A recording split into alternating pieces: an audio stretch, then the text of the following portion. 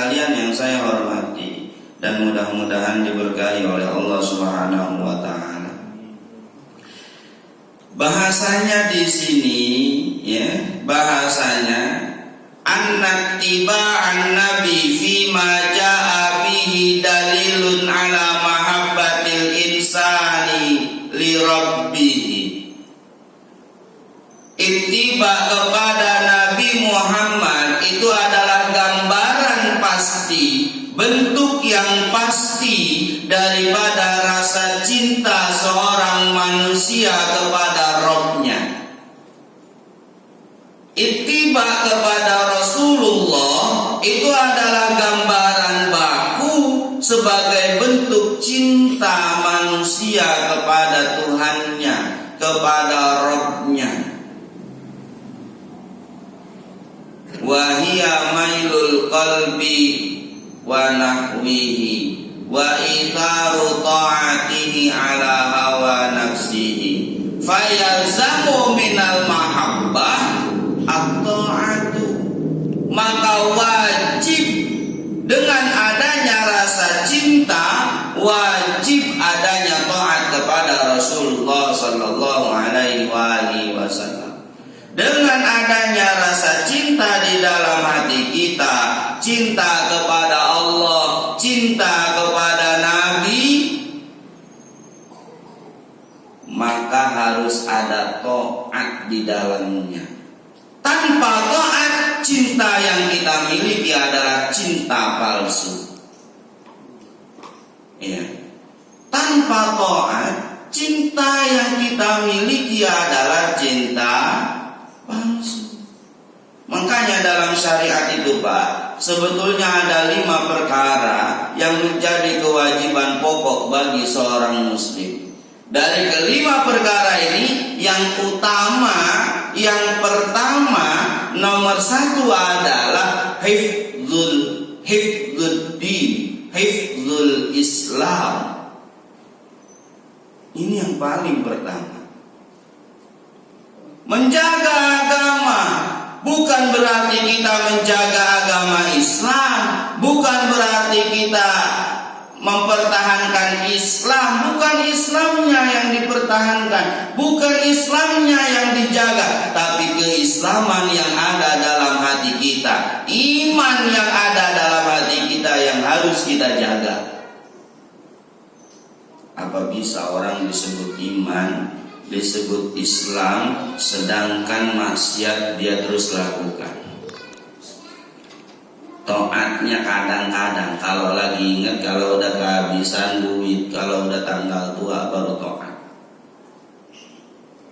Kalau udah tanggal tua, ini tanggal segini nih, dia baru taat. Ya Allah, belum cicilan motor, belum resiko dapur, belum ini, belum itu, baru dia rajin ke masjid, rajin iktikaf.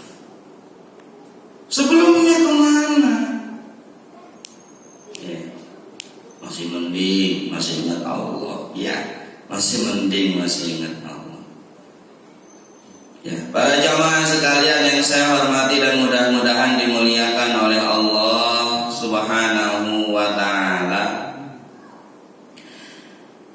Ketika kita sudah mengusahakan semaksimal mungkin, semampu kita untuk berusaha mencintai Allah, mencintai Rasulullah sebagaimana yang telah diajarkan dalam Al-Quran, yakni dengan ittiba kepada Rasulullah. Apa di ayat selanjutnya? Yuhibbukumullah wa yaghfir lakum dzunubakum, maka Allah akan cinta kepada kita.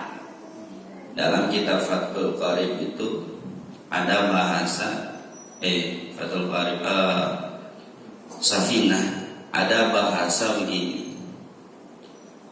Syarat sah, ya, dibilang syarat sah, syarat wajib daripada semua bentuk toharoh, bahkan semua bentuk ibadah adalah kita meyakini bahwa toharoh yang akan kita lakukan ibadah yang akan kita lakukan adalah sebuah kewajiban bagi seorang muslim. Jika itu tidak ada, keyakinan itu tidak ada, bahkan sebaliknya kita meyakini bahwa ibadah yang harusnya wajib bagi kita, kita yakini sebagai perkara yang tidak wajib, ini bisa membahayakan akidah kita. Ini bisa membahayakan akidah kita. Makanya kalau kita cinta kepada Allah, kita harus ittiba kepada Rasul. Artinya melakukan apapun yang dicontohkan oleh Rasul, melakukan apapun yang diperintahkan oleh Rasul, melakukan apapun yang disetujui untuk dilakukan oleh Rasul, dan meyakini bahwa itu semua adalah bagian daripada syariat Islam. Ini harus, ini wajib. Dalam Is'adur Rafiq dikatakan tadi itu, dalam kitab Is'adur Rafiq dikatakan yang tadi itu, dari 5 perkara yang wajib dilakukan oleh seorang muslim, pokok kewajiban bagi seorang muslim yang pertama adalah hifdzul Islam, hifdzuddin, menjaga agama, bukan berarti agamanya yang kita jaga. Menjaga Islam bukan berarti Islamnya yang kita jaga, tapi keislaman kita, agama kita, keimanan kita, ini yang wajib kita jaga. Iman kepada Allah dengan cara mengikuti perintah Allah, iman kepada Rasul dengan cara mengikuti perintah daripada Rasulullah Sallallahu Alaihi Wasallam. Para jamaah sekalian yang saya hormati, ya, seandainya kita disuruh milih kehilangan motor atau milih kehilangan anak yang solih dan solihah, artinya anaknya ada, tetap ada, tapi nggak solih, tapi nggak solihah, kira-kira bakalan milih yang mana kita? Jawaban yang masing-masing ada di dalam hati kita, diucapkan ataupun tidak, kira-kira bakal sesuai kenyataan apa tidak? Kita flashback, ini saya ngajak muhasabah. Kita flashback, ya, makanya kata Rasul itu di dalam satu keterangan, saya lupa hadisnya itu, keutamaan orang yang diberkati oleh Allah, yang diberikan keberkahan oleh Allah dengan rizki yang namanya anak perempuan, satu, kemuliaan telah Allah berikan kepada dia. Diberikan anak perempuan, 2, kemuliaan Allah lipat gandakan kepadanya. Diberikan lagi oleh Allah anak perempuan, 3, kemuliaan akan dia dapatkan di surga nanti. Istana akan dibangunkan oleh Allah di surga nanti. Bagi siapa? Bukan hanya bagi orang, tidak cukup dengan hanya orang yang diberkati oleh Allah dengan diberikan anak perempuan saja, tapi sekaligus bisa mendidik, merawat, taklimnya, ta'adubnya, itu juga harus dijaga. Harus dijaga.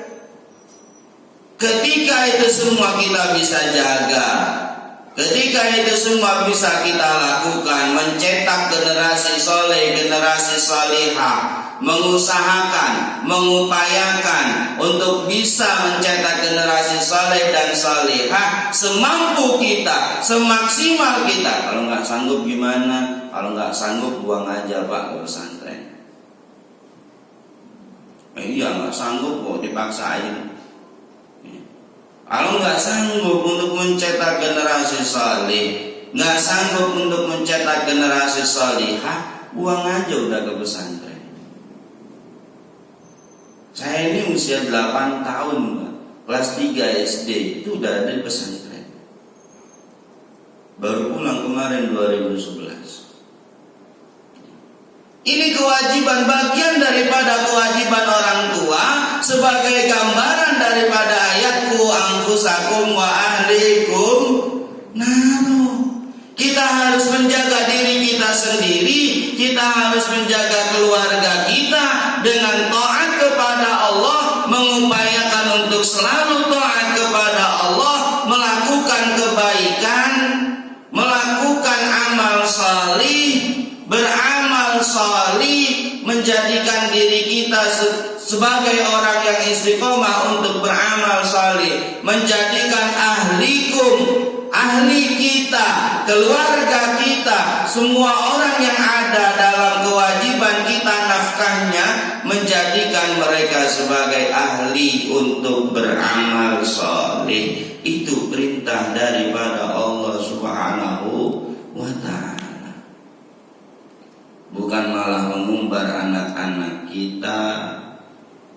Banyak Pak kasus yang semacam itu, subhanallah. Saya sering bilang, apalagi di majelis di rumah itu, setiap kajian Selasa itu kan alhamdulillah ada kajian, saya sering bilang, kadang-kadang kita itu nggak adil Pak. Nggak adil. Nggak adilnya ya tadi itu, kita lebih sayang harta kita lebih sayang banda kita lebih sayang kekayaan kita dibanding kepada anak kita sendiri. Motor setiap hari kita cuci, setidaknya ketika kita malas cuci kita bawa ke steam. Mobil pun seperti itu. Anak, pernah nggak kita suruh untuk datang ke majelis taklim, atau bahkan kita seret-seret supaya dia mau ngaji datang ke majelis taklim? Anak saya udah gede, gimana ya nyuruhnya? Kadang-kadang malah galakan dia. Nah ini, kadang-kadang malah galakan dia. Jangan salahkan anaknya Pak. Jangan salahkan anaknya kalau sudah muncul bahasa. Kadang-kadang malah galakan dia. Loh, dari kecil kita ngapain dia, didik dia, manjain dia, atau bagaimana? Maka wajar ketika anak semakin dewasa, semakin melawan kepada kita.